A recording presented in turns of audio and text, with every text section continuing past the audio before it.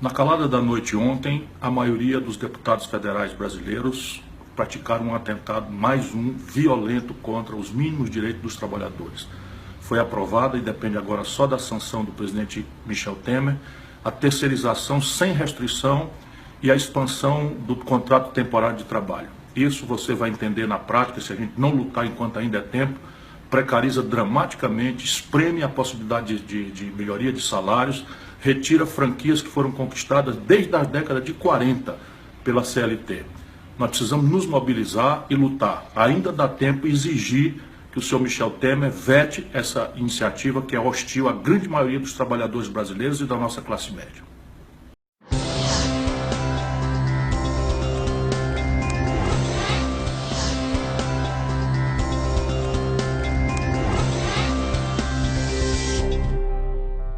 Olá, boa noite. O É Notícia entrevista hoje o ex-governador do Ceará, Ciro Gomes. Ministro da Fazenda no governo Itamar Franco e ministro da Integração Nacional no governo Lula, Ciro disputou a presidência da República 2 vezes, em 1998 e 2002. Boa noite, governador, seja muito bem-vindo ao É Notícia. Obrigado. E eu já começo com essa pergunta. O senhor já disputou a presidência 2 vezes, disse recentemente que pensaria 100 vezes antes de disputar a presidência novamente. O senhor já tomou a decisão de disputar o cargo? Eu vou pensar 99 vezes, não é? Desde a última vez que lhe falei, se serei. Por quê? Porque a missão de presidir o Brasil na sequência dessa anarquia, dessa generalizada degradação das nossas instituições, será uma tarefa inumana para uma pessoa, como eu já disse, como eu, que penso o que eu penso, que falo o que eu falo, que confronto os confrontos que eu já tive que enfrentar e sem arrependimento nenhum, mas eu atribuí ao meu partido essa decisão. E eu, cada dia que passa, sinto crescer a responsabilidade de ajudar, pelo menos, a construir uma alternativa para o nosso país. Bom, se depender do presidente do seu partido, do PDT, o Carlos Lupe, ele já diz, desde que o senhor filiou, é um bom amigo, tem entusiasmo, que o senhor é candidatíssimo à presidência da Se eu República. for, vou para fazer história. Como fazer história como? Eu não vou para fazer um projeto de poder, como infelizmente desperdiçamos com Fernando Henrique e Lula, 2 extraordinárias oportunidades de reformar as estruturas do país. O Brasil está caindo aos pedaços, nossa economia está em pandarecos, o preço amargo disso são 12 milhões de irmãos e irmãs nossos sadios para trabalhar, que não têm hoje a oportunidade de trabalhar.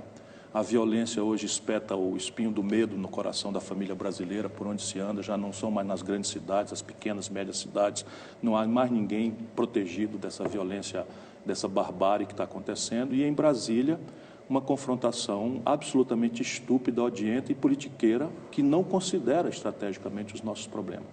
Faz uns 2 anos que ninguém dá um dia de serviço a resolver o problema da nação brasileira. É interessante porque o senhor usou na primeira resposta uma palavra forte, que é anarquia. Muita gente diz que as instituições do Brasil estão mais fortes, que elas foram testadas recentemente com o impeachment, em outros episódios políticos, e que elas estão fortes. O senhor discorda disso? Não, nós estamos vivendo uma degradação institucional sem precedentes na história moderna do Brasil. Por quê? Como? Porque não está mais funcionando nada. Você tem a chefia do Estado Nacional Brasileiro colapsada, você tem um sem voto, não é, pedante, imbecil, traidor, usurpador e qualquer outro adjetivo que você queira ver, personalizando uma presidência da República ilegítima. O senhor está se referindo ao presidente Temer? Ao senhor Michel Temer, né, que me perdoem os brasileiros que gostam das palavras elegantes, mas ele é o grande responsável pela usurpação que fez, não é? Na sequência, você tem um judiciário exacerbadamente fazendo política, um Ministério Público, evidentemente que estou falando das exceções, não das regras. Temos um Ministério Público exorbitando completamente de suas tarefas, um povo brasileiro cansado de sofrer, claramente querendo, né, o fim da impunidade, querendo, protegendo, mas o pretexto da moralização no Brasil está se prestando agora a uma coisa, a um surto violentóide e fascista, né, que nega franquias que são universalmente pacificadas na história da humanidade. Enfim, é uma barbárie que nós estamos assistindo no Brasil. Mas de onde vem esse fascismo, essa violência a qual o senhor se refere? Vou dar aqui alguns exemplos. Né? Você tem, por exemplo, as 10 medidas contra a corrupção. Isso é uma manchete absolutamente amável para os nossos ouvidos, cansados da impunidade. Eu tenho 36 anos de vida pública, nunca respondi a um inquérito, nem sequer para ser absolvido. Quero dizer isso, embora seja mais nada do que a minha obrigação, para ter autoridade moral para falar o que eu vou falar aqui. Mas é uma raridade no meio político, né? Então... Eu cumpro o meu dever, isso é só minha obrigação. Nunca respondi nem sequer para ser absolvido, o que seria absolutamente natural, alguém que foi deputado, prefeito, governador, ministro 2 vezes, enfim, nunca nem sequer para ser absolvido. Dito isto, veja bem, uma garotada se reúne, não duvido até da boa-fé, né, mas uma garotada sem maturidade, insensada por esse aplauso desesperado de um povo cansado de ver a impunidade. Esses são os procuradores de Curitiba. Os procuradores de Curitiba e mais alguns por aí afora. É um fenômeno que não está circunscrito a Curitiba. Não duvido da boa-fé, elabora uma providência que são 10 medidas contra a corrupção. Imediatamente, nós que estamos muito ocupados, todos trabalhando, todos dentro dos ônibus, indo para casa, preocupados em pagar as contas, somos solidários. Nós queremos não só 10, queremos 1000 medidas contra a corrupção. Só que esse cidadão colocou lá, por exemplo, a validação de provas obtidas de forma ilícita. Ou seja, eu te torturo, faço um cárcere privado, te torturo, e você, nessa tortura e no cárcere privado, me entrega uma informação que no futuro seja relevante para enfrentar alguma coisa de corrupção. Tinha a palavra boa-fé ali Sim, ainda, né? de boa-fé. Mas quem é difícil, é tão o Torquemada, que né? queimava mulheres, porque não sei o que e tal, não duvido que se atribuiu uma boa-fé em nome de Deus. Isto é um disparate sem fundamento. Depois os cidadãos propuseram, no meio das medidas, né, propuseram que você pagasse um percentual da corrupção por dedo duro. Então, repare bem, só quem não conhece a vida entra numa dessa. Eu posso acertar se criaria a indústria do dedo duro. Nós dois nos acertamos. Essa figura nos Estados Unidos, né, o whistleblower, sim, a história americana, a cultura jurídica americana, a fórmula e os valores da escola norte-americana à qual eles estão aderindo, inclusive ilegalmente, estão traficando influência, sem percorrer as mediações legais, tipo o Ministério da Justiça. O senhor Moro, de quem eu não duvido da boa-fé, a quem eu ainda apoio, o senhor Moro passou agora para uma empresa privada da Inglaterra informações para essa empresa privada processar a Petrobras. Informações essas obtidas em segredo de justiça, sem o trâmite pela diplomacia brasileira e pelo Ministério da Justiça. Tudo isso é uma anarquia completa. E assim, quando a gente acha que é dono da verdade e que, estando de boa fé, a gente pode fazer o que quiser, por que eu não mando dar uma surra de relho no meu adversário? Tudo bem, governador. De boa fé. Mas essas sabendo medidas... que o meu adversário é um picareta, por que eu não posso dar uma surra de relho nele? Porque não pode, porque na civilização os poderes contêm os apetites e as regras estão aí para serem cumpridas e obedecidas por todos nós. Agora, repare bem, eu te torturar, e porque daí dessa tortura, que é uma coisa absolutamente, na minha cabeça, intolerável, sai uma informação relevante, depois é o seguinte, nós dois nos acertamos. Eu não vou cumprir dar muita conversa aqui, senão daqui a pouco esses fascistoides aí vão achar que eu estou contra. Não estou contra.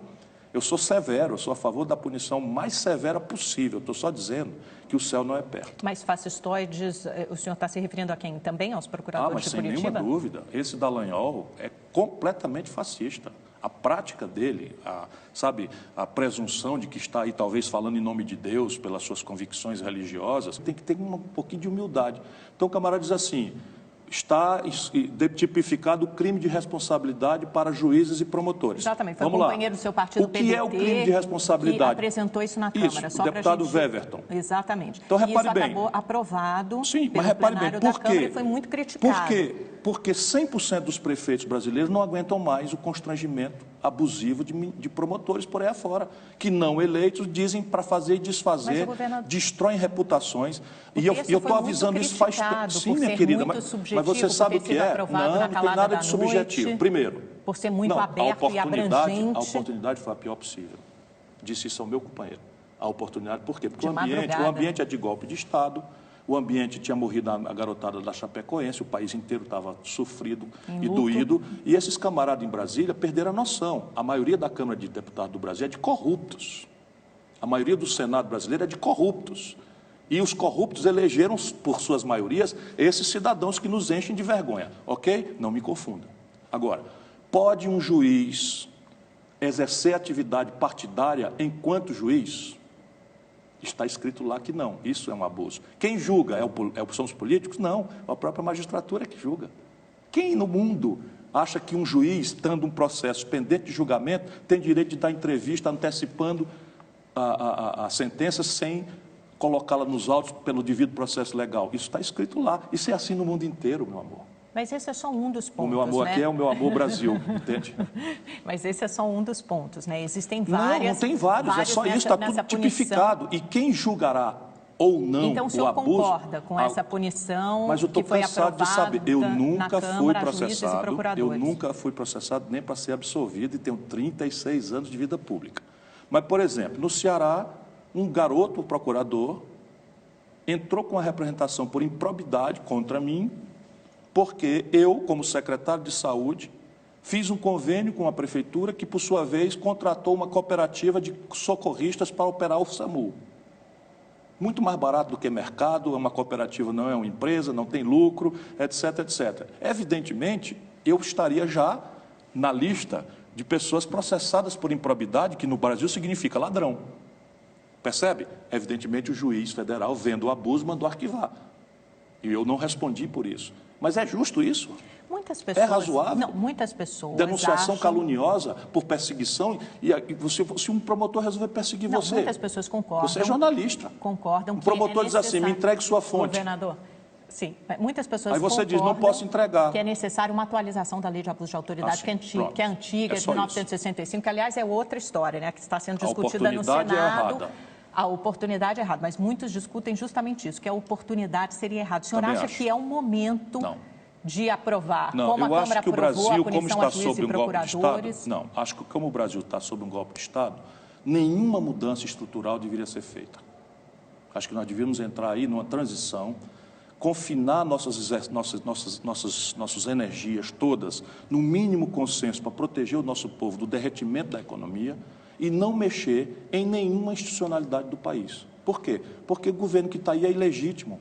O Michel Temer se aposenta com 55 anos e quer agora que um cidadão que tenha garoto de 18 anos hoje tenha que trabalhar 59 anos e chegar aos 67 anos de idade para poder ter aposentadoria em tempo integral. O senhor é contra a reforma da Previdência? Não, não sou contra. Eu acho que nós temos um problema para resolver. Eu não reconheço a legitimidade nesse governo. Eu não reconheço um processo de cima para baixo que desconsidera, por exemplo, que o trabalhador rural do semiárido nordestino não vive 65 anos. Então, eu sou um engravatado, trabalho no escritório com ar-condicionado, minha expectativa de vida vai para 80 anos. E o meu compatriota, que é servente de pedreiro, no calor de Manaus e tal, vai ter a mesma franquia minha? O que o senhor está dizendo é que deveria haver regras diferentes. Não, essas coisas têm que ser ajuizadas junto com o povo. Você tem a democracia, é para os partidos se organizarem, os líderes se organizarem, falarem dos problemas e proporem soluções ao seu modo de ver, por este ou por aquele outro caminho, e o povo elege aquele que vai fazer e aqueles que vão fazer, e você então encaminha um debate, uma discussão, ouve os lados, compreende o país. O senhor está dizendo então que a reforma da Previdência só seria legítima em novas eleições a partir de 2018? Toda e qualquer. Reforma do Judiciário. Direta, reforma do Judiciário. Vamos lá, vamos supor, só para você ter ideia de o que eu estou querendo dizer, que imediatamente as globos da vida entenderiam o que eu quero dizer com mais simplicidade. Vamos supor que o temerário aí resolvesse fazer uma reforma da legislação da mídia e propusesse, por exemplo, a propriedade cruzada de meios de mídia, que é igualzinho nos Estados Unidos, não é proibido ter propriedade cruzada de meios de mídia. O que é que se diria dele? Golpista, está querendo constranger a mídia, está querendo usurpar a mídia, etc. É isso. Então, o debate sobre a reforma da Previdência é legítimo, só não é legítimo o momento em que ele está acontecendo. Sim, nós temos um problema. O problema é que a demografia brasileira está mudando rapidamente. Nós estamos envelhecendo e temos uma legislação previdenciária que, ao ver isso, foi fazendo remendinhos e puxadinhos para cá e para lá. Exatamente. Então, o senhor concorda que é necessário uma reforma mais ampla? Esse é um problema que precisa ser posto em debate e temos que fazer uma reforma profunda. Agora, não é razoável um governo ilegítimo propor a subtração de franquias para as frações mais pobres da sociedade e preservar os privilégios dos grandes. Mas me diga uma coisa, governador, o senhor é a favor, por exemplo, do estabelecimento de uma idade mínima de 65 anos? Porém, variável conforme atividades profissionais e variável também por um componente regional que é da vida brasileira. Ou seja, quem mora no Norte, no Nordeste, que tem uma expectativa de vida menor... Nem no Nordeste, Fortaleza é uma cidade do mundo, não tem problema. Mas o trabalhador rural do semiárido nordestino não alcança 65 anos. Que tem uma expectativa de vida menor, então deveria o cidadão que é carvoeiro no interior do Pará, sabe, não chega a 52, 55, nós vamos fazer esse camarada não ter direito a uma aposentadoria? Isso não está direito, isso é completamente inumano, sabe? É perverso, chega a ser perverso. E feito por quem? O senhor Michel Temer se aposentou com 55 anos. Vamos ter clareza, Brasil. Essa gente que está no poder, eu, por exemplo, implementei direitos imoralíssimos, a aposentadoria de ex-governador, a aposentadoria de ex-prefeito, a aposentadoria de ex-deputado, eu nunca aceitei receber. Aí eu tenho moral para vir aqui lhe dizer sobre essa questão. Nunca aceitei receber, porque considero imoral, como esse senhor Michel Temer, o senhor Padilha, tudo aposentado com 45, 50 e poucos anos. Tem muitos ministros que já receberam, tudo canalha, tudo canalha, usurpador do poder nacional brasileiro. Agora, governadora, a formação de uma frente ampla de esquerda, tal como aconteceu no Uruguai, já foi cogitada pelo ex-presidente Lula, pelo ex-governador Tarso Genro, por gente do seu partido, pelo Carlos Lupe, do PDT. Tem chance de prosperar? Por quê? Nem é o que o Brasil precisa. O Brasil precisa, nesse momento... Não precisa de uma união dos partidos de esquerda? De esquerda, não. O Brasil precisa de um grande entendimento entre quem produz e quem trabalha. Mas aí o que seria, adjetivamente, uma grande aliança de centro-esquerda. Evidentemente que isso tem que ter conteúdo, porque esses adjetivos estão extremamente desmoralizados no Brasil, por causa do PT. O Lula é quem botou o Michel Temer na linha de sucessão. O Lula é que nomeou essa gente toda para a Petrobras. O Lula é que impôs a Dilma sem nenhuma experiência para ser candidato. Então, você está falando que a aliança de um partido de esquerda ou de centro-esquerda? Nós precisamos primeiro fazer uma grande autocrítica e sair do adjetivo. O que é que o Brasil tem hoje? O que é que está acontecendo? Nós estamos nos desindustrializando. A economia decaiu 10% em 24 meses. E nós estamos com a maior taxa de juros real do mundo. Isso é a bomba que nós temos que desarmar. O empreendedor brasileiro, ele precisa ter condição e apoio para trabalhar e produzir, porque é a única condição que nós temos de extrair aquilo que nós, do pensamento progressista, queremos. Tudo bem, vamos lá, Três coisas, emprego, salário e receita pública para pagar uma mínima mudança na saúde, na educação e no enfrentamento da violência. Aí o governo atual, de Michel Temer, diz que está tentando justamente desarmar essa bomba dos milhões de desempregados, da crise econômica, da crise política, ele que está produzindo até 2018. Isso que eu vou perguntar para o senhor. É impossível desarmar essa bomba nesse caminho até 2018? Repare, o senhor acha que só com novas eleições a partir de 2018 que isso será possível? Completamente. Primeiro, porque não tem legitimidade e isso não é trivial. Nenhum governo sem legitimidade tem força moral para convocar a nação a debater o sacrifício.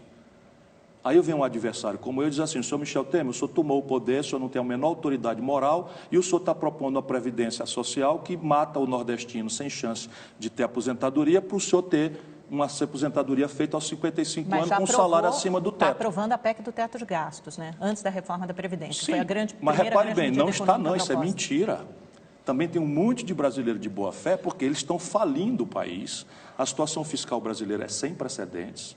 Esse ano, o déficit nominal será de 450 bilhões de reais e o déficit primário se aproximará de 200 bilhões de reais. Não há nada parecido na história brasileira. O senhor acha que o ano que vem vai ser igual. Vai ter um leve crescimento, né? Pelas expectativas do mercado até agora. Por quê? Porque a receita pública está despencando. Por quê? Porque nós estamos destruindo o tecido produtivo brasileiro. Por quê? Porque nós estamos, no momento de uma depressão econômica, impondo às empresas um constrangimento nos seus balanços, que é a taxa de juros que está inviabilizando a empresa nacional. Mas, governador, então o que o senhor está dizendo é que os brasileiros estão condenados a viver nessa situação até 2018, até haver novas eleições? Do jeito que as coisas vão, até 2018 está compromissado. Agora, quando o senhor fala que a frente ampla de esquerda não é possível, mas que seria possível uma aliança de centro-esquerda, que partidos o senhor imagina nessa aliança? Repare, os partidos estão adjetivamente classificados mais ou menos de forma posta. De acordo com o espectro político. Então, você tem aí, ao centro-esquerda, você tem um pedaço do próprio PMDB, tá certo? Há um pedaço do PSDB, minoritários, mas aqui você tem que ter um corte também de decência, porque não dá para fazer mais aliança com bandido e trazê-los para o centro do poder. Mas com vista às eleições, você não consegue metade do PMDB ou metade do PSDB? Não, claro que sim, claro que conseguem. Só quem fez a bobagem de botar o PMDB organicamente na linha de sucessão foi o Lula, ninguém mais. Vê se o próprio Lula escolheu, próprio Lula escolheu o Zé Alencar para vice. Então o senhor um homem extraordinário, maravilhoso, e tirou ele do PMDB. E era um empresário. O Itamar Franco foi vice do Collor, um homem de bem, né, decente. E aí o Lula entrega, bota a Dilma, uma pessoa inexperta, gente boa, séria, mas sem nenhuma experiência, e bota um espertalhão, fator de unidade da quadrilha do PMDB, como o Michel Temer na linha de sucessão. Depois contemporiza com Eduardo Cunha, presidente da Câmara. Depois faz acordo para o Renan ser presidente do Senado. Isso é a tempestade perfeita que está se organizando sobre as costas do povo brasileiro. Mas isso provavelmente vai continuar assim até 2018, né? Mas, o senhor imaginaria, o senhor imaginaria atrair quem para o seu lado? Que partidos? É isso que o senhor fala? Eu não estou muito preocupado com isso agora, não. Sabe, essa ideia de transação em Brasília, trancado em sala, não me agrada. Mas a aliança com o PT o senhor não vê como possível? Não, eu não vejo, não por mim. Eu não vejo pela natureza do PT. Porque o presidente do PT, o Rui Falcão, disse numa entrevista recentemente que o PT só trabalha com o plano A e que o plano A ainda é o Pronto, Lula. Acabou, tchau, boa sorte. O senhor não vai nem insistir? Não vou mesmo. O senhor acha que o Lula tem condições Não vou e também não contem mais comigo. Desde 89 que eu estou nessa, agora só vou para mudar. O senhor está rachando, então, com o PT? Não só vou para mudar, não estou rachando com ninguém. O que eu acho necessário, agora eu vou te explicar, é a gente dar conteúdo prático a um projeto nacional de desenvolvimento.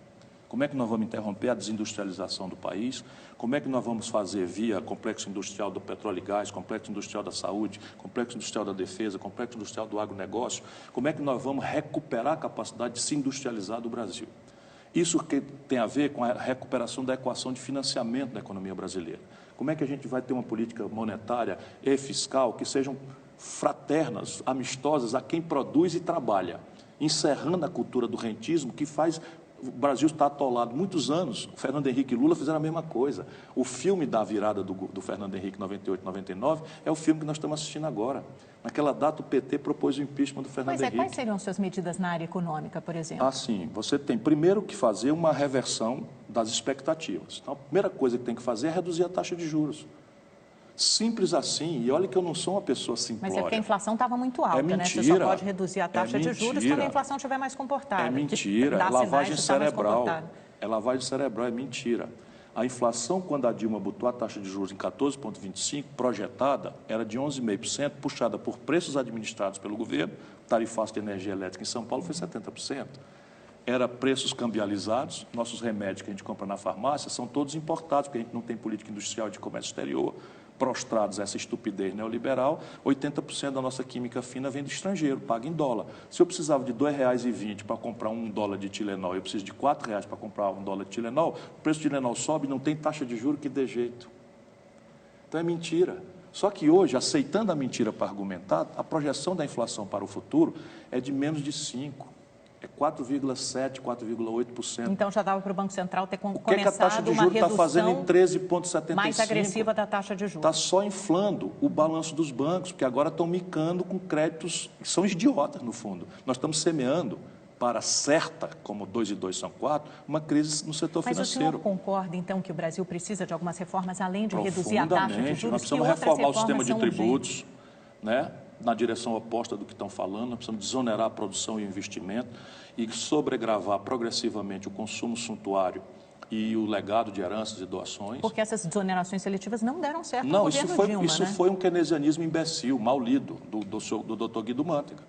Fizeram renúncia fiscal de 84 bilhões de reais para o oligopólio de automóveis e eletroeletrônicos mandar remessa de lucro para o estrangeiro. Então, você está falando de que tipo de desoneração? Como é que seria Não, estou falando de desoneração, não. Estou falando de oneração de heranças e doações.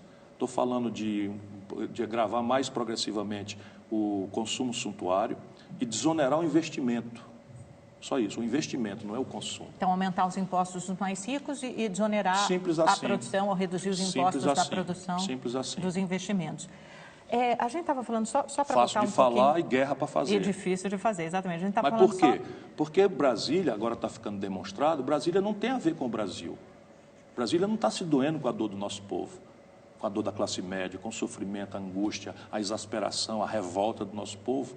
Brasília não tem nada com isso, eles estão mostrando isso. Agora, governador, só para a gente fechar esse bloco e ir para o intervalo rapidinho, o senhor acha que o Lula tem condições de disputar a presidência em 2018?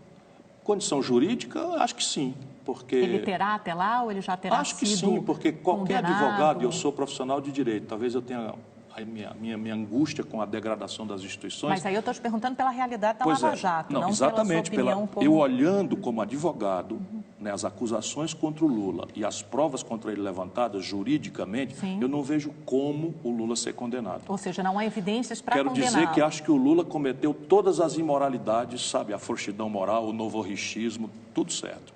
Quem botou essa gente toda aí para roubar, sabendo ou não sabendo, foi ele. Porém, eu estou falando do processo, se ele merece ou não merece ser condenado. E garanto a você, conhecendo o Brasil como eu conheço, o sintoma de um presidente corrupto não é um triplex cafona numa praia cafona de Guarujá. É algo muito maior. Pode acreditar. O senhor está falando que, do ponto de vista estritamente jurídico, não há evidências, não há provas para condená-lo. Não vejo como, falando como advogado profissional do ramo. Mas e o que o senhor acha que vai acontecer? A sua opinião, não do ponto de vista jurídico, mas... Não tem mais lei no Brasil, tudo pode acontecer. Ele pode ficar fora do páreo juridicamente. Tudo pode acontecer. E politicamente, ele tem condições de concorrer pela degradação, pela deterioração da imagem dele, acho que seria um desastre para o país e para ele. Isso eu tenho dito com clareza. O senhor acha Quando que ele iria um falcão perder? desse, dando sequência ao desastrado exercício de uma presidência que enterrou o partido, importante para o Brasil. Esse falcão é um imbecil, na minha opinião, desde sempre. Já ouvi fazendo besteira 1000. E continua. Né? Mas o que ele está dizendo? Ele não está querendo bem ao Lula. O que ele está querendo? Está querendo usar o Lula para ver se salva um resto do PT. Quando, na verdade, o que pode salvar o PT, que é importante para o país, é uma autocrítica. Sabe? É um mínimo de humildade e construir um caminho para uma novidade para o país. Não precisa ser eu, que afinal de contas nem novidade sou mais. Eu estou aí há 36 anos, fui governador, fui ministro 2 vezes, prefeito, deputado estadual, deputado federal, enfim, acadêmico, escrevo, falo. Não precisa ser eu. Agora, se o Lula vai, o que vai acontecer?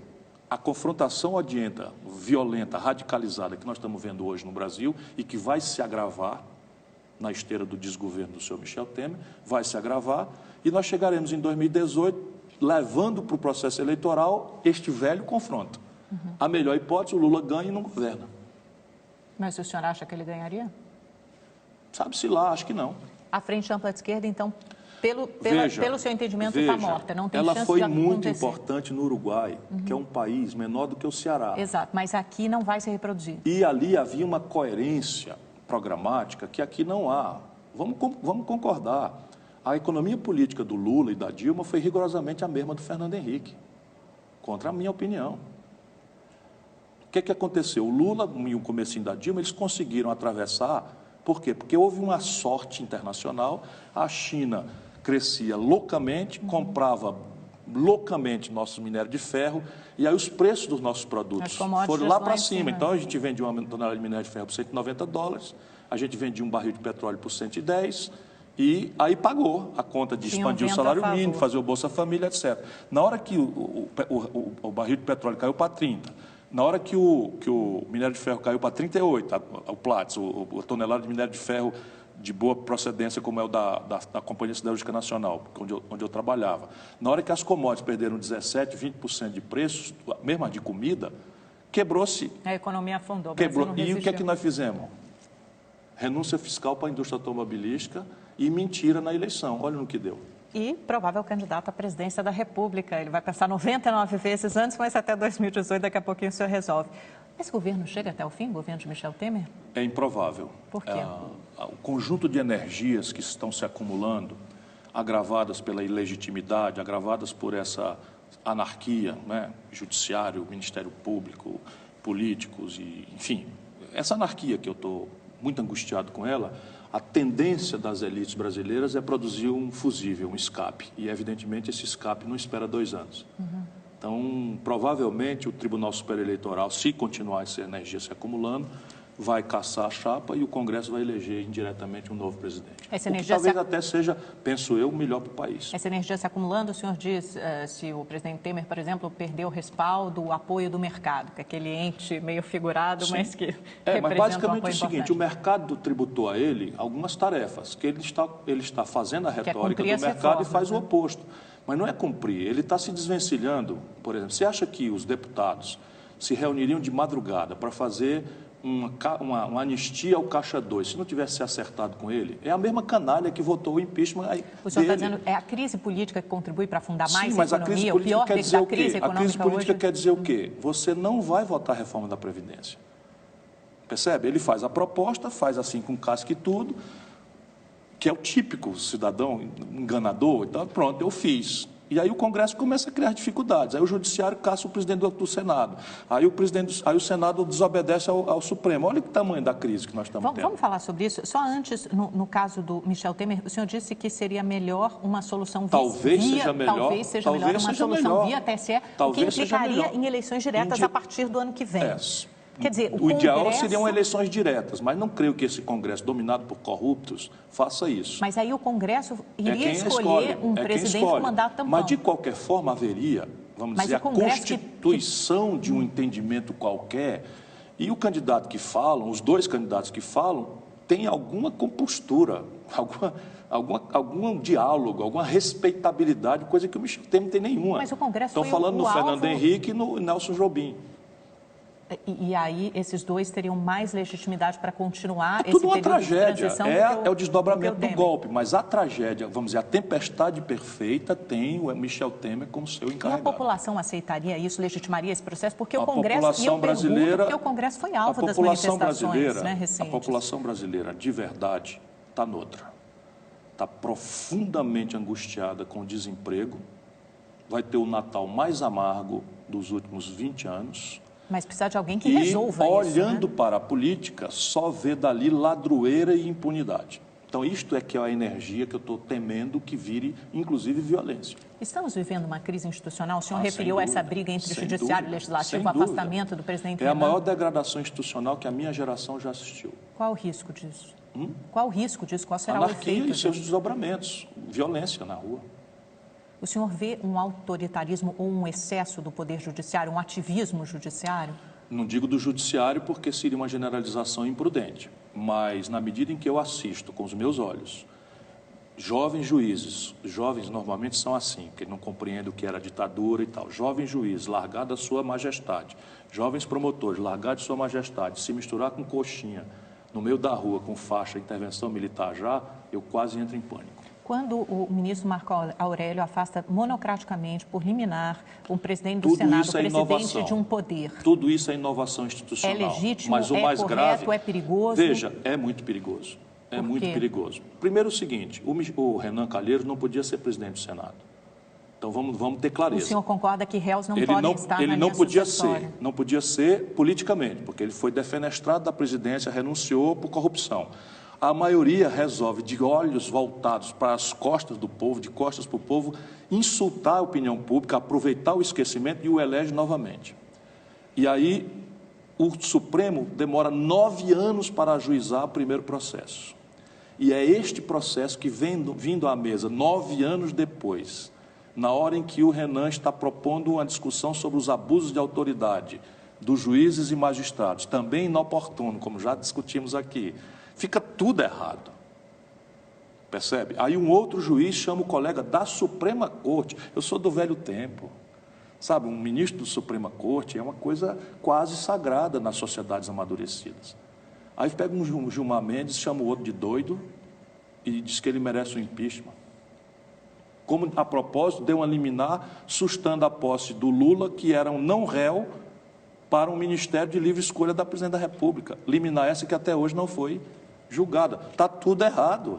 Qual a sua avaliação da Lava Jato nesse contexto todo? Porque, na verdade, parece que a Lava Jato talvez seja a principal ligação com o público, com a população. Essa sim é legitimada pelo povo. Uma coisa muito importante que entre para a história do Brasil, se ela significar mesmo o que ela parece hoje significar, mas para um homem vivido, experiente como eu, ainda não é, que é o fim da impunidade para os poderosos do país, do mundo econômico e do mundo político. Por que para o senhor ainda não é? Ainda não é, porque eu já assisti a Operação Satyagraha lá atrás, prendeu o Daniel Dantas e botar aí não sei quem. Mas depois ela foi derrubada pela Suprema Tudo anulado. Corte, foi anulada. Tudo anulado. A Operação Castelo de Areia também. Por que foi anulado? Porque as provas foram obtidas de forma arbitrária. Mas é muito diferente, né? A maneira como a Lava Jato, talvez o cuidado, a seriedade. Não. Descuidadamente, réus menos famosos já estão sendo absolvidos em segunda instância. Do jeito que está sendo feito, isso tudo vai ser anulado. Quando o Moro atribui a si próprio,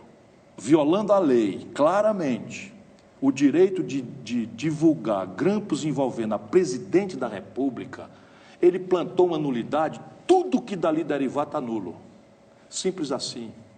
Palmas para o Moro e amanhã, como está hoje, o delegado Protógeno está exilado do país, foragido da Justiça, o procurador foi expulso da Procuradoria da Satyagraha. Então eu espero que a Lava Jato compreenda a importância estratégica para a história do Brasil, mas se coloque como um sintoma do amadurecimento da nossa democracia e não como uma ferramenta de déspotas esclarecidos, marginais à lei, que se atribuem a faculdade de fazer o que fizer bem entender, desde que considerem-se fazendo justiça ao modo como a veem. O senhor acha que, na realidade do Brasil hoje, há espaço para o surgimento de um aventureiro na eleição de 2018? Sempre há.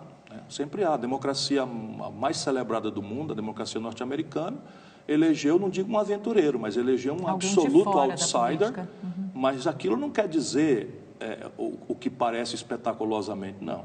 Aquilo quer dizer o seguinte: o operariado branco americano quis um ponto final nesse modelo neoliberal, né, do financismo a qualquer preço, que destruiu os empregos nos Estados Unidos. O mesmo pode isso talvez seja bom para o mundo. A gente já viu alguns exemplos nas eleições municipais. Isso talvez seja nas três grandes cidades brasileiras. Talvez seja. O senhor acha? Por quê? Talvez seja, porque eu não sei o que ele será por afirmação. Isso é um grande incógnito, acho que até para ele. Mas a negação da perversão neoliberal já estava há destempo. Mas será que vai ser substituído por algo melhor? A Europa está devastada. Eu não sei. Depende do que o mundo interagir com ele. Um país como o nosso, por exemplo, tem um papel para cumprir. E como ele interage. A confrontação do Trump direto com o México abre para o Brasil oportunidades de ouro. Se a gente não tiver vassalagem intelectual, como é também da característica do Temer, que a propósito é informante dos órgãos de inteligência americanos, o povo brasileiro pensa que eu exagero. O problema é que eu conheço esse cara há 20 anos. É inacreditável que um homem desse chegue sem voto à presidência da República. Estou dizendo, ele é informante dos órgãos de inteligência dos Estados Unidos. Está no Wikileaks, para quem quiser ver. Agora, governador, uma última pergunta antes da gente ir para o nosso pinga-fogo. Muita gente que gosta do senhor e gostaria de votar no senhor, se o senhor eventualmente for candidato na eleição de 2018, fica preocupado porque atribuem, porque acham que o senhor tem o jeito mais estourado, ou mesmo como o senhor diz, que gosta de falar o que pensa, né? Uma pessoa que fala o que o senhor fala e pensa o que o senhor pensa. Como é que o senhor se comportaria na presidência da República? É um lugar onde são necessários acordos, concessões, acordo com o Congresso. A gente tem que olhar para o homem, especialmente na política, não pelo que ele fala. Porque eu podia te dizer assim, eu sou o Cirinho Paz e Amor. O Lula não fez essa mudança? Mas ele foi Paz e Amor. Contratou o marqueteiro e tal, e assim, convenceu-se da propaganda e virou mesmo. Agora, eu fui governador do 8º Estado brasileiro. Eu fui ministro da Fazenda, eu administrei a economia do Brasil. Eu fui prefeito da 5ª maior cidade brasileira. É bom que as pessoas olhem aí se eu perdi a calma, se eu exorbitei do meu poder. Agora, não é possível um homem que conhece as coisas como eu, que está vendo o seu país ser destruído, não há expressão menor, sabe, viver com sangue de barata para financiar uma tese de uma elegância que me prepare para ser presidente do Brasil. Não, se quiserem um presidente elegante, vota aí no Eduardo Cunha, nunca perdeu a calma, cara, o seu ladrão. E ele olhava para o outro lado e não perdia a calma. Essa hipocrisia também é um dado que precisa ser removido da vida brasileira. É preciso que a gente restabeleça com franqueza, sabe, uma cumplicidade com o povo para que ele entenda o que está acontecendo de real no nosso país. Nós estamos nos desindustrializando. São 12 milhões de desempregados, vão ser 15 milhões no ano que vem. As contas públicas brasileiras, a pretexto, né, de uma retórica, estão se deteriorando como eu nunca vi. O governo mais responsável e irresponsável fiscalmente da história era o Fernando Henrique. Michel Temer está usurpando dele essa posição rapidamente. E você tem, assim, falências. recuperação judicial, crédito de recuperação duvidosa, provisionamento, já são os maiores. Até os bancos estão caindo entre 20% e 25% a sua lucratividade média. Não é brinquedo o que está acontecendo com o país, não é brinquedo. E aí eu faço o quê? Olha, vamos, né? Falo-ia se pudesse fazer. Eu sei fazer mesóclise. Então, depois desse discurso, o senhor pode acabar com uma mesóclise, mas eu acho que o senhor será candidato. Provavelmente. Selo-ei? Selo-ei. Então tá certo. Provavelmente selo-ei. Governador, vamos lá para o nosso pinga-fogo. Lava Jato. Eu tenho muita esperança que possa ser uma mudança histórica para o país, mas eles estão cometendo tantos erros que podem estar condenando para um futuro muito próximo ela a toda nulidade. Sérgio Moro.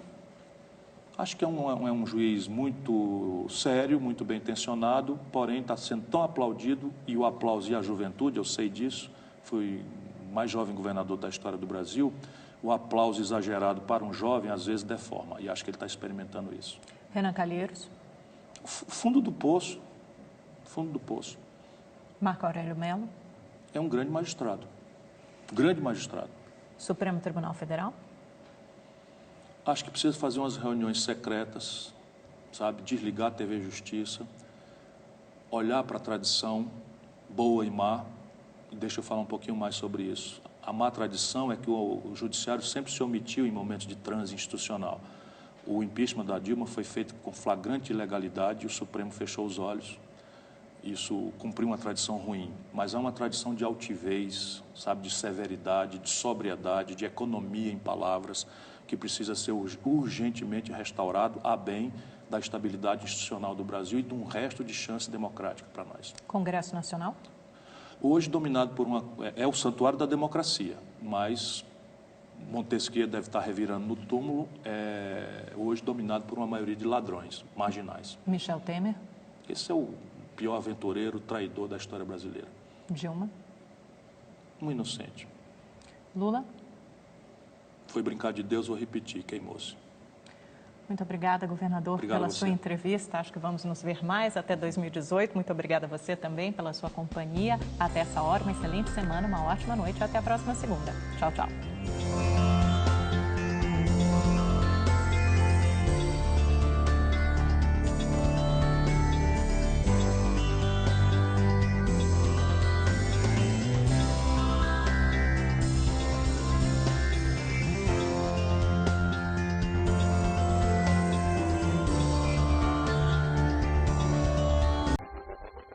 Existe em andamento um projeto maquiavélico de destruição do Estado brasileiro.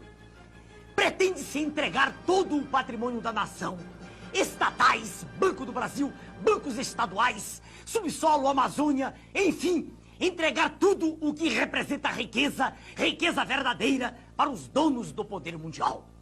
Dizem que isso é modernismo, que vamos ingressar no primeiro mundo, que o Estado deve ser o menor possível e que tudo que é estatal deve ser privatizado.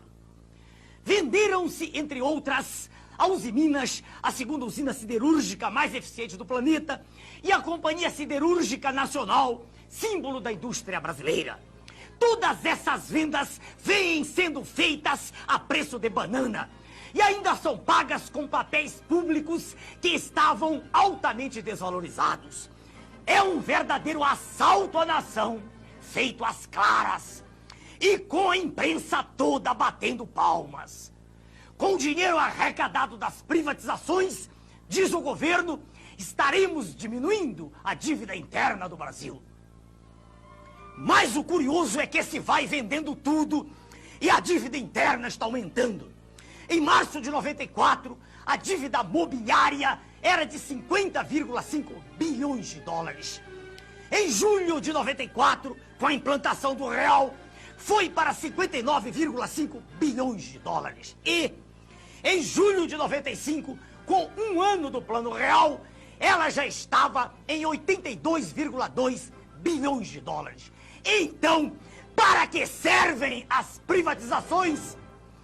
Privatizações são negociatas que servem para transferir o formidável patrimônio público para uma minoria privilegiada de representantes legítimos do sistema financeiro internacional.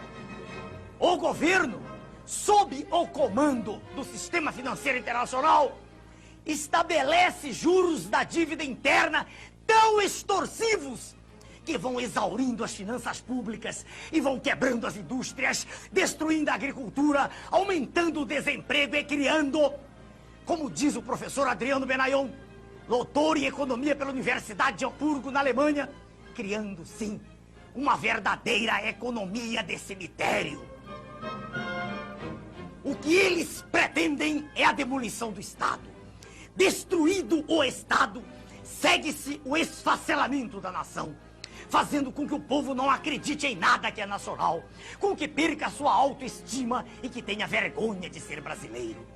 Daí a propaganda gigantesca a favor do Estado mínimo, de desmoralização das Forças Armadas, que são o braço armado do povo, e de destruição da família, que é a célula básica da sociedade. É a anulação de todos os nossos valores morais, é o deboche institucionalizado. Mas a nação é o povo, com o seu território, com a sua história, os seus costumes e com a sua língua. Eles querem destruir nossa nação. Com a desculpa de modernidade, de entrar no primeiro mundo, o que estão fazendo é destruir a indústria nacional. Esta é a verdade sobre o projeto neoliberal, que a imprensa podre não mostra. É conduzir o nosso povo, qual manada de búfalos, para o precipício, para a escravidão. É como se fosse um gigantesco octopus, com seus tentáculos, sugando todas as nossas riquezas e drenando-as para os donos do mundo. É a perda definitiva da soberania nacional. Meu nome é Enéas.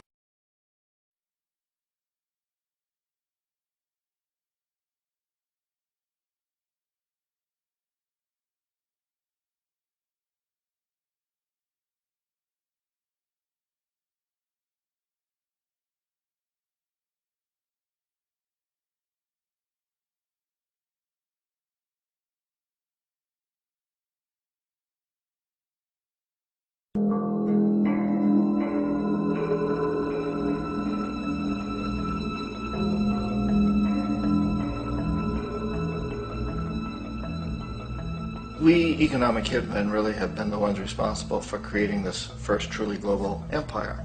And we work many different ways.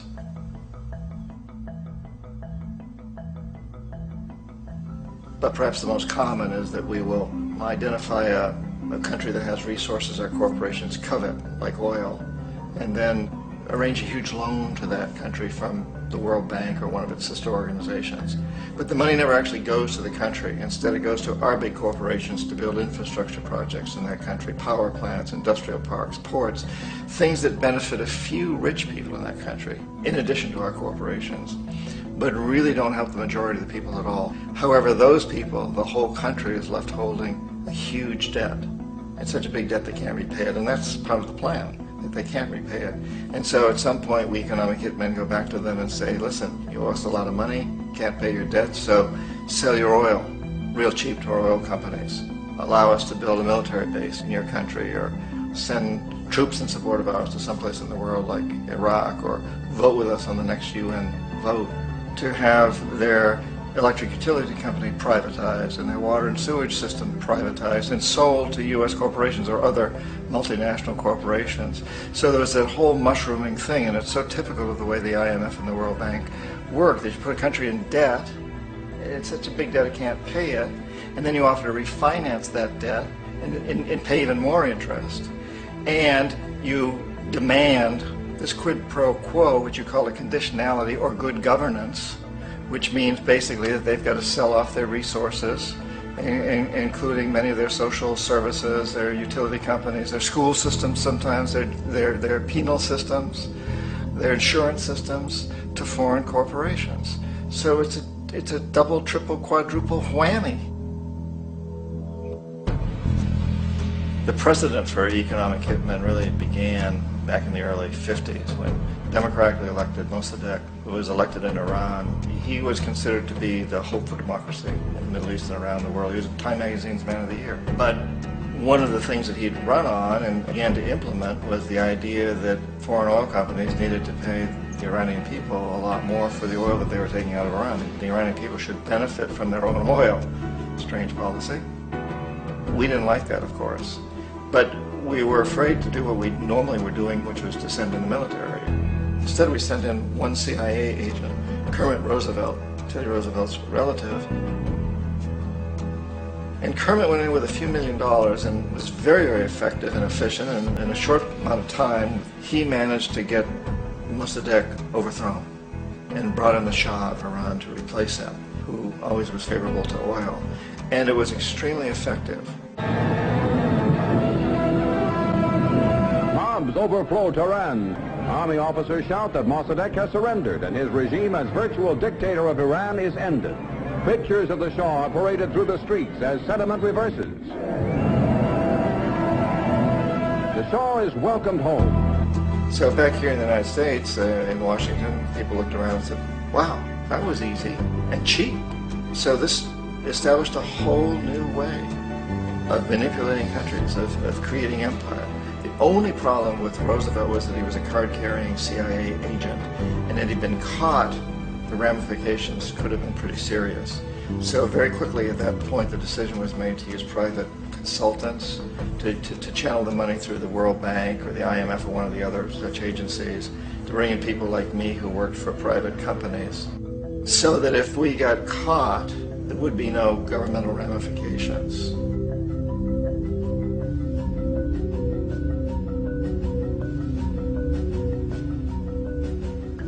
When Arbenz became president of Guatemala, the country was very much under the thumbs of United Fruit Company, the big international corporations. And Arbenz ran on this ticket that says, you know, we want to get the land back to the people. And once he took power, he was implementing policies that would do exactly that, give the land rights back to the people. United Fruit didn't like that very much. And so they hired a public relations firm, launched a huge campaign in the United States to convince the United States people, the citizens of the United States, and the press of the United States, and the Congress of the United States, that Arbenz was a Soviet puppet, and that if we allowed him to stay in power, the Soviets would have a foothold in this hemisphere. And that, at that point in time, was a huge fear on everybody's mind, the Red Terror, the Communist terror. And so, to make a long story short, out of this public relations campaign came a commitment on the part of the CIA and the military to take this man out. And in fact, we did. We sent in planes, we sent in soldiers, we sent in jackals, we sent everything in to take him out, and did take him out. And as soon as he was removed from office, the new guy that took over after him basically reinstated everything to the big international corporations, including United Fruit.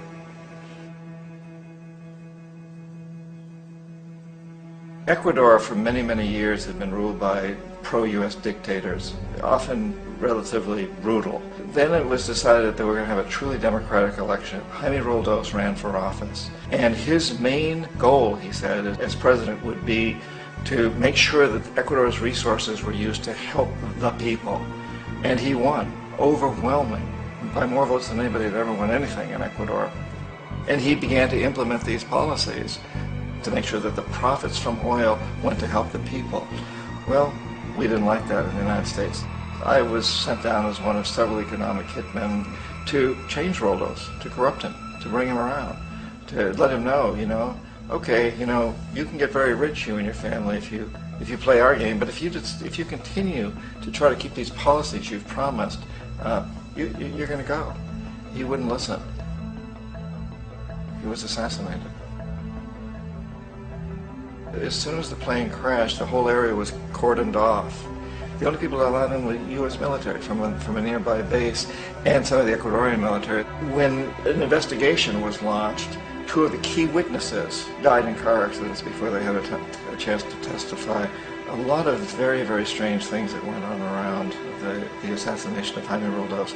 I, like most people who've really looked at this case, have absolutely no doubt that it was an assassination. And of course, in my position as an economic hitman, I was always expecting something to happen to Jaime, whether it be a coup or assassination, I wasn't sure, but that he would be taken down because he was not being corrupted. He would not allow himself to be corrupted the way we wanted to corrupt him.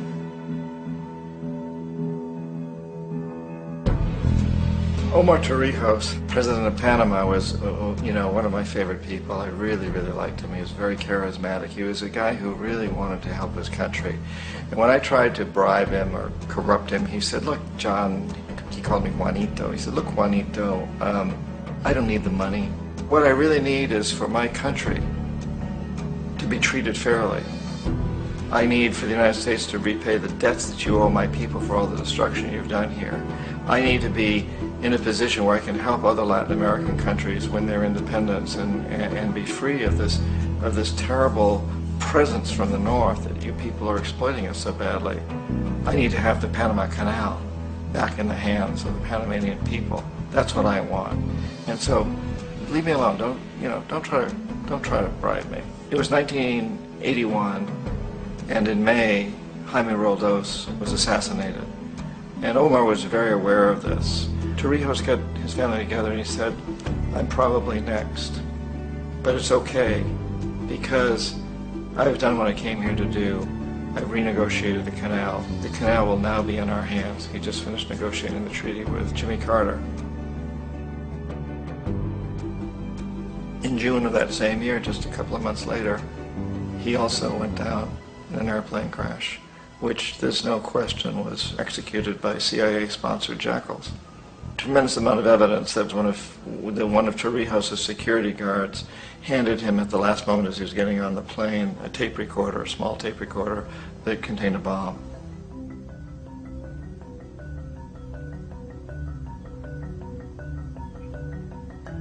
It is interesting to me how this system has continued pretty much the same way for years and years and years, except the economic hitmen have got better and better and better. Then we come up with, very recently, what happened in Venezuela. In 1998, Hugo Chavez gets elected president, following a long line of presidents who had been very corrupt and basically destroyed the economy of the country. And Chavez was elected amidst all that. Chavez stood up to the United States, and he's done it primarily demanding that Venezuelan oil be used to help the Venezuelan people. Well, we didn't like that in the United States. So in 2002, a coup was staged, which there's no question in my mind, and most other people's minds, that the CIA was behind that coup.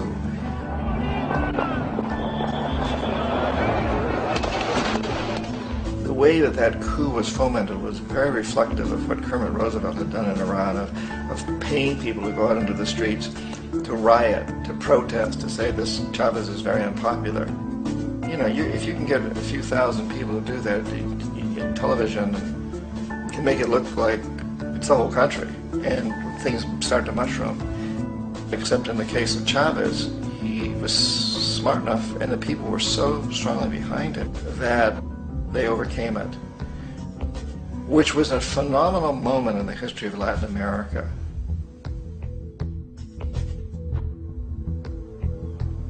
Iraq actually is a perfect example of the way the whole system works. So we economic hitmen are the first line of defense. We go in, we try to corrupt governments and get them to accept these huge loans, which we then use as leverage to basically own them. If we fail, as I failed in Panama with Omar Torrijos and in Ecuador with Jaime Roldos, men who refuse to be corrupted, then the second line of defense is we send in the jackals. And the jackals either overthrow governments or they assassinate. And once that happens and a new government comes in, boy, it's going to toe the line because the new president knows what will happen if he doesn't. In the case of Iraq, both of those things failed. Economic hitmen were not able to get through to Saddam Hussein. We tried very hard. We tried to get him to accept a deal very similar to what the House of Saud had accepted in Saudi Arabia, but he wouldn't accept it. And so the jackals went in to take him out. They couldn't do it. His security was very good.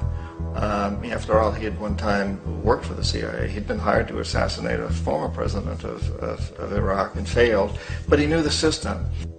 So in '91, we send in the troops and we take out the Iraqi military.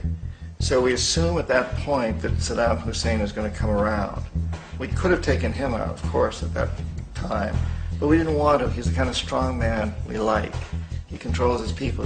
We thought he could control the Kurds and keep the Iranians in their border and keep pumping oil for us. And then once we took out his military, now he's going to come around. So the economic hitmen go back in the 90s without success. If they'd had success, he'd still be running the country. We'd be selling him all the fighter jets he wants and everything else he wants. But they couldn't, they didn't have success. The Jackals couldn't take him out again, so we sent the military in once again, and this time we did the complete job and took him out, and in the process created for ourselves some very, very lucrative construction deals. We had to reconstruct a country that we'd essentially destroyed, which is a pretty good deal if you own construction companies, big ones. So, you know, Iraq shows the three stages. The economic hitmen failed there, the Jackals failed there, and as a final measure, the military goes in. And in that way, we've really created an empire, but we've done it very, very subtly. It's clandestine. All the empires of the past were built on the military, and everybody knew they were building them. So the British knew they were building them, the French, the Germans, the Romans, the Greeks, and they were proud of it. And they always had some excuse, like spreading civilization, spreading some religion, something like that. But they knew they were doing it. We don't. The majority of the people in the United States have no idea that we're living off the benefits of a clandestine empire. That today there's more slavery in the world than ever before. And then you have to ask yourself, well, if it's an empire, then who's the emperor? Obviously, our presidents of the United States are not emperors. An emperor is someone who's not elected, doesn't serve a limited term, and doesn't report to anyone, essentially. So you can't classify our presidents that way. But we do have what I consider to be the equivalent of the emperor, and it's what I call the corporatocracy. The corporatocracy is this group of individuals who run our biggest corporations, and they really act as the emperor of this empire. They control our media, either through direct ownership or advertising. They control most of our politicians because they finance their campaigns, either through their corporations or through personal contributions that come out of the corporations. They're not elected, they don't serve a limited term, they don't report to anybody. And at the very top of the corporatocracy, you really can't tell whether a person's working for a private corporation or the government because they're always moving back and forth. So, you know, you've got a guy who one moment is the president of a big construction company like Halliburton, and the next moment he's vice president of the United States, or the president who is in the oil business. And this is true whether you've got Democrats or Republicans in the office. You have to moving back and forth through the revolving door. And in a way, our government is invisible a lot of the time, and its policies are carried out by our corporations on one level or another. And then again, the policies of the government are basically forged by the corporatocracy and then presented to the government. They become government policy. So it's an incredibly cozy relationship. This isn't a conspiracy theory type of thing. These people don't have to get together and plot to do things. They all basically work under one primary assumption, and that is that they must maximize profits regardless of the social and environmental costs.